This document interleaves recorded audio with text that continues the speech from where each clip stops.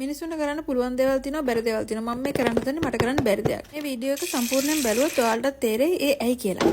අපේ ගෙදර තිබුණ ගොඩක් කාලයකට කලින් ගෙනාපු ජම්බෝ ෂෙල් එකක්. ඒක එක්ස්පයර් වෙන්න කලින් හදන්න ඕන හින්දා මම අද ඒක හදනවා කියලා හිතුවා. තව මම ගත්තා අඹරාගත් මස්. මුලින්ම වතුර එකක් ලිපේ තියලා ඒකට මේ වගේ ලුණු දාගෙන මේක උතුරනකොට අපි අපි ගාව තියෙන ජම්බෝ ෂෙල් එකෙන් ඒකේ තිවිච්ච පැස්ට් පොඩ්ඩක් එකතු කරනවා. يعني කීපයක් අපි මේකට එකතු කරගන්නවා. ඊට පස්සේ මේකට අපිට තව ඕනි වෙනවා මෙන්න මේ දේවල් ටික. ලුණු, සුදු ලුණු, අමුමිරිස්, රම්පේ, කරපිංචා. මගේ අතරන් යාළුවනේ මේක කුකින් වීඩියෝ එකක් නෙමෙයි. මොකද කුකින් වීඩියෝ කරන්න මම චෙෆ් කෙනෙක් නෙමෙයිනේ. මම මේ කියන්නේ මම මේක හදපු විදිහ. අර අඹරාගත් මස් එකට අපි එකතු කරගන්නවා කහයි ලුණුයි.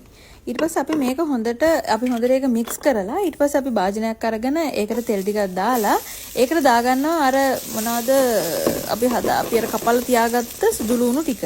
ඊට පස්සේ අපි ඒකට එකතු කරනවා ලුණු. ඊට පස්සේ මට හිතුණා මේ ඔක්කොම ඔහෙ දානවා කියලා. එහෙම ඉතින් පිළිවෙලක් නෑ යාළුවනේ. මේ නිකන් ගෙදරනේ හදන්නේ. ඊට පස්සේ මම මේක හොඳට මික්ස් කරලා ඊට පස්සේ මම ඒකට එකතු කරනවා අඹරාගත් මස් ටික.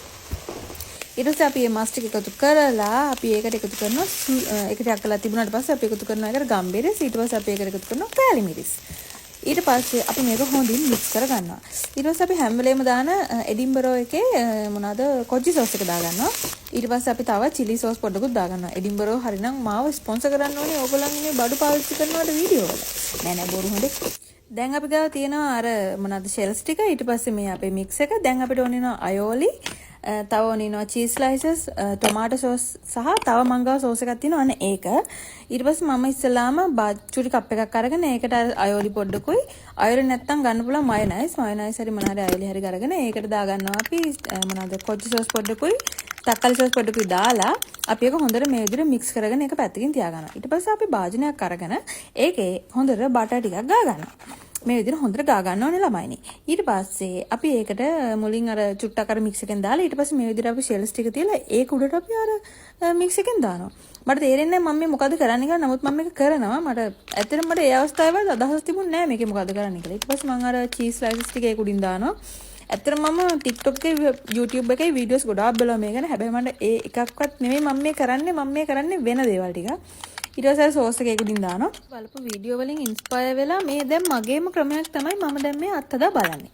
ඊට පස්සේ අපි මේ කුඩිනුත් ආයෙත් අර විදිහට අර මේ අපේ ෂෙල්ස් ටිකක් තියාගෙන ඒ කුඩට ආයෙත් අර මේ චිකන් මික්ස් එකෙන් චුට්ටක් පොඩ දාලා ඒක අපි මේ විදිහට අර කලින් විදිහටම අපි ඒක පුරව ගන්නවා. ඊට පස්සේ අපි කුඩින් ආයෙ චීස් දානවා. මේ චීස් එක ගන්න මගේ ඇත්තටම කිසිම පැහැදීමක් නැහැ. මම මේ දාන වෙලාවේ මගේ හිතේ පැහැදීම තිබ්බා. නමුත් දැන් නැහැ.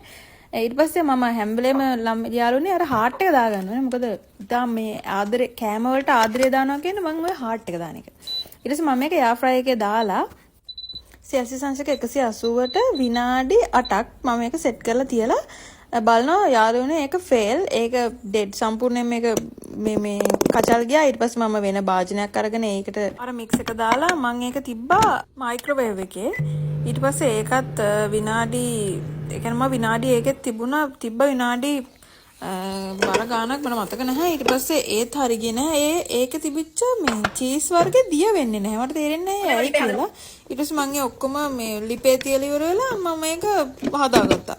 ඊට පස්සේ මම වාලක් තිබ්බ එක දිය වෙයි කියලා ඒත් දිය වෙන්නේ නැහැ. ඉතින් කරන්න දෙයක් නැහැ. අන්තිමට මෙන්න මෙහෙම තමයි ආවේ. එහෙනම් ගිහින් එන්නම් බයි.